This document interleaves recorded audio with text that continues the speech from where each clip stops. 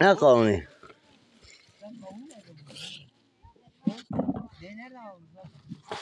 Ya tamam kavun bahçesine getirmişler. Murat hadi iç bir kere. Murat iç ne kadar ha? Ha tane içtik.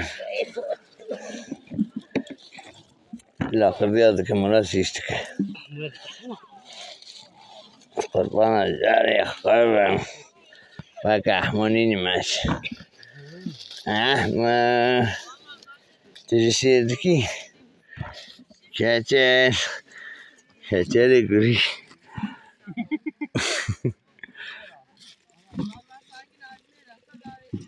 Akaz bunu Ahmet Eci büyük fatır.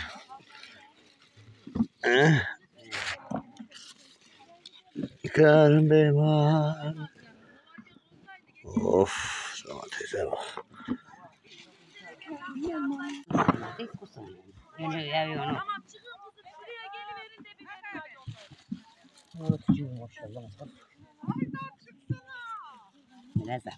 Haydi haydi.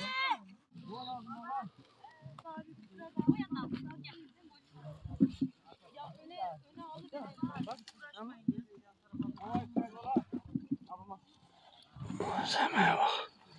Ne güzel domatesler ha.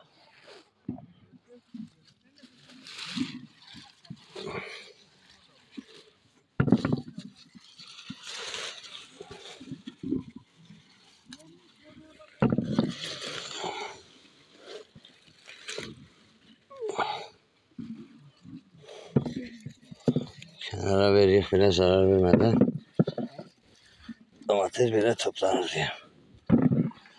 Böyle hop.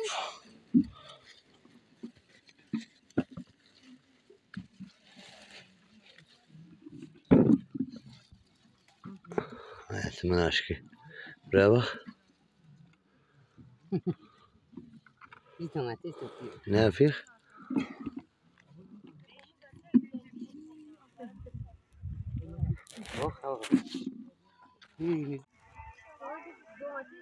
Bir kere belki belki dönem var. Ya bu ne bakın resimde bir Yok, kere belki mi boyuna bu bir domates. Bana kaydı da ya. Ker haber verme.